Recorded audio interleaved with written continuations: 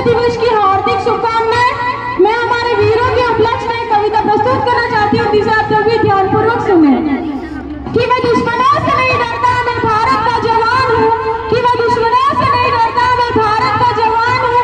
मरुस्थल की रेत हूँ, मैं सियाचिन का आसमान हूँ। मैं दुश्मनों से नहीं डरता, मैं भारत का जवान हूँ। मैं जून में जल्दी रेत पर लेटे कहता हूँ, गर्मी आज कम है।